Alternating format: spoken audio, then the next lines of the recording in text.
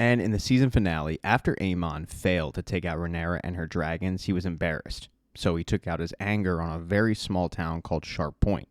He burned it to the ground. And this was noticed by everybody in the realm. Everybody was on high alert. When Lord Larys found out, he went to Aegon and said, "We got to get you out of here now. Your brother's on a warpath. Rhaenyra has been able to find extra dragon riders. We're not sure how, but she was able to do it. Your brother tried to take her out. He failed. He was embarrassed, and he burned Sharp Point to the ground. He's dangerous." So what Lord Larys proposes is he take Aegon out of the city under the cover of night.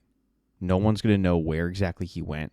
And while Aemond and Rhaenyra burn each other to the ground, Aegon will be in hiding, waiting to come back and take over his throne when he's healthy and able to do so. And at first, Aegon wants nothing to do with this plan at all. He doesn't want to live in a place that he finds beneath him. But Larys brings it all into perspective by saying, yes, but you would be living, which is better than dying, and you know how dangerous your brother is. And Aegon is well aware that his brother is very, very dangerous. When his brother returns to King's Landing, he finds out that the way that Rhaenyra got these dragon riders was putting the word out to poor people that if they thought they had Targaryen blood in them, they could come to Dragonstone and see. In response to this, Aemon says, well, then we're just going to have to check every single ship in and out, which his council lets him know is not going to go over well with the people of King's Landing, but Aemon doesn't care. Ignoring his council has become kind of a trend for Aemon since he's become sort of king. Tyrion Lannister finds this out when he has to go and have a conversation with the Triarchy, which he's totally against, but it's all about getting rid of the blockade. In return, the Triarchy want the Stepstones, which, in order to get the deal done, Tyrion says, fine. But then there's one more catch. Tyrion has to win over the commander of their fleet. It's a guy named Shirako Lohar, and he is quite a character, and he puts Tyrion through the ringer. First is mud wrestling. The second is Tyrion has to sing in front of everybody. And when it seems like Tyrion has done just enough to win over Lohar, Lohar tells him that he wants Tyrion to impregnate his wives, plural. All the while, Tyrion can't quite be sure if Lohar is being serious or not, but he needs Lohar. He needs Lohar's men to break the stronghold. And then there's probably the first member of Aemon's council to learn that Aemon doesn't listen to anybody. It's his mother, Alicent. She's returned to King's Landing with a new sense of quote-unquote purpose, and she thinks she has an idea of what she wants to do. Leave. She wants to grab Helaena and leave. She sits Helaena down, and Helaena admits that she enjoyed her life much more before she was queen. So Alicent asks her, what would you think about leaving this place? And Helaena asks, where would I go? And before Alicent can answer that question, Aemon comes in the room and interrupts them, telling Helaena that the crown needs her. Because Helaena is a dragon rider. She just never took to it. She never had any interest in it. She doesn't want to burn people. But she has the ability to do so. And now Aemon's freaking out because Rhaenyra has more dragon riders and he needs some. When Helaena tells him that she's not interested in the job, Aemon doesn't take no for an answer, grabbing her and trying to drag her to the dragon pit. And Alicent has to step in and say, I will remind you that she is still the queen. To which Aemon snaps back, yes, and so were you once, and we saw where that got us. That's when Alicent just dresses him down, letting him know that his childish actions are what got us to this point, like burning the town of Sharp Point, because he was embarrassed. How every single time he's insulted, he has to lash out because it makes him feel strong. And now he wants to corrupt his own sister. Aemon reminds his mother that their lives are now threatened, and he asks her, would you not have us prevail? But Alicent says, not like this. And Aemon, realizing that he's not going to win this argument, just walks out, planning on picking up the conversation with Helaena later that day. But after this conversation with her son, after what her son did, Alicent knows that she needs to take some kind of action. So she goes to the maester and she says, I need to get out of town and I need you to be quiet about it. Meanwhile, later that night, Aemon does have that conversation with Helaena. He tries to convince her to come along with him to Harrenhal, burn the army that Daemon has, and let the enemies see their strength. But Helaena has once again no interest. Instead, she says, what happens if I say no? Are you going to burn me like you did Aegon? Because she knows about it. She then proceeds to make a prophecy. that Aegon will once again be king, because he hasn't seen victory yet. But Aemon, he will die, swallowed up in the god's eye, to be never seen again. Upon hearing this, Aemon says, "You know I could have you killed for this." And she says, "It wouldn't change a thing." Yeah, for the first time in a long time, Aemon is legitimately scared. He's got Rhaenyra's new dragon riders to worry about, and now he's got his sister's prophecy. And Rhaenyra's feeling pretty good about her chances because of these new riders. She tells Corlys this. Corlys, who's planning on heading out to the sea to fortify the blockade, but before they leave, they do discuss strategy, because Rhaenyra was hoping that these new dragon riders will be a deterrent. But Lord Corlys reminds her that there are people, like Helaena, who could theoretically ride dragons. Because Corlys knows that Aemon is not going to stop at burning Sharp Point, and he's not going to be denied. Right before he says goodbye to her, he reminds her about her strength. While all of this does sound great, he warns her that she needs to crush the beast at its head before too long. She can't get complacent. And then, of course, there's the matter of Daemon. She has no idea what's going on with Daemon. She sent Sir Alfred a while ago to check in on him, but she hasn't heard anything since. Once Rhaenyra does leave, Corlys gets ready to go out to sea, but he needs to talk to his first mate, Alan. Alan really hasn't taken to the job as much as Corlys would have initially thought, so he gives him some tips, but still, Alan's a little quick with him. Corlys can't figure out why Alan isn't appreciative, and that's when Alan just loses it. He unleashes all of that pain that's been bottling up inside of him as the bastard son of Corlys. He talks to Corlys like only one other person in Corlys' life has ever talked to him, and that's his wife.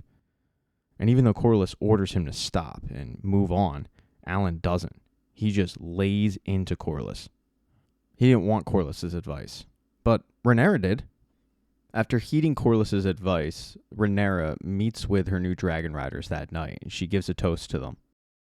Everybody's being respectful, they're on their best behavior, except Ulf. He's being a jackass. He's already annoyed the hell out of Jace and just about everybody else, but Rhaenyra needs him. She explains to the table that while she was hoping that the new dragon riders would be a deterrent, after heeding Corlys' advice, she knows that he's right. They have to strike while they have the advantage. They're planning on flying in 3 days' time and taking out the strongholds, Oldtown and Lannisport.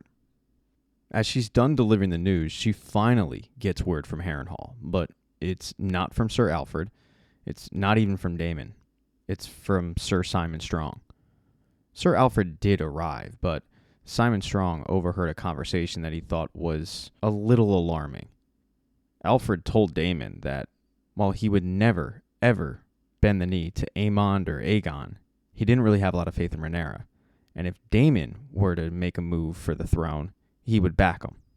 With Daemon having this large army, and now you've got people from Rhaenyra's own council conspiring against her, Simon wanted to tip her off that, hey, you might want to stop on by. And that's exactly what Rhaenyra does. She gets on her dragon first thing in the morning, and she flies to Harrenhal to find out exactly what is going on.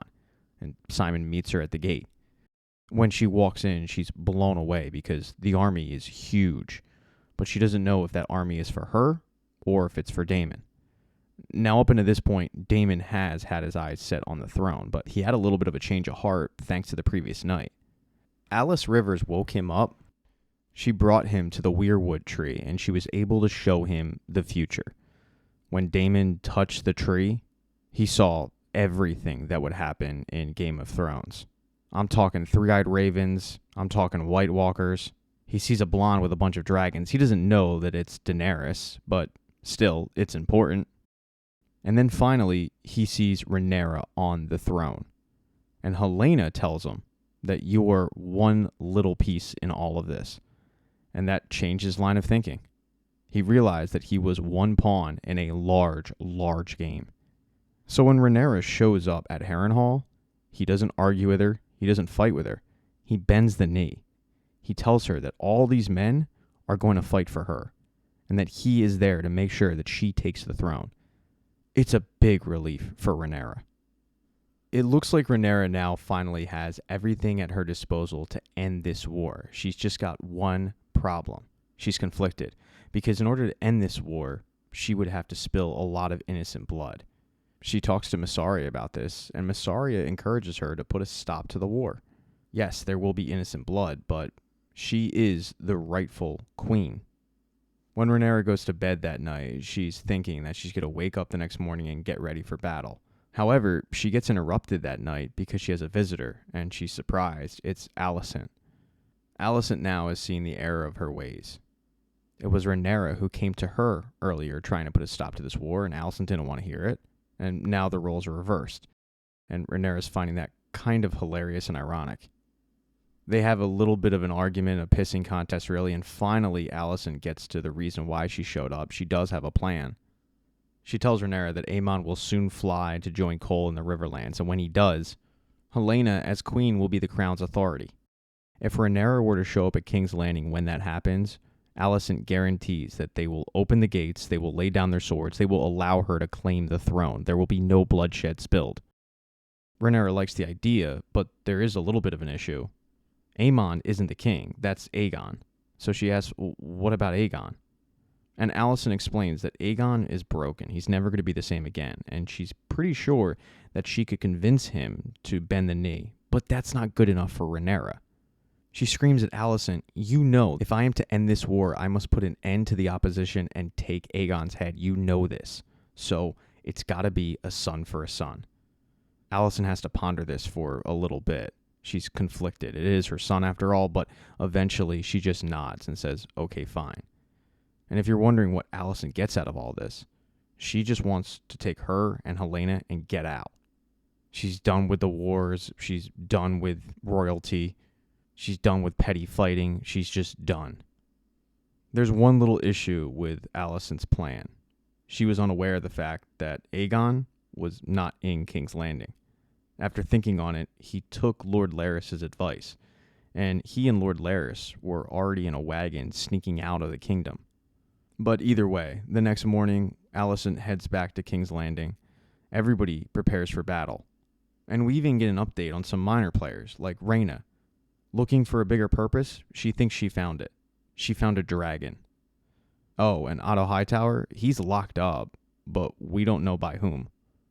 And that is the end of Season 2 of House of the Dragon. Thank you so much for getting this part of the recap. I really appreciate it. Consider subscribing to the channel. Hit thumbs up if you like this recap.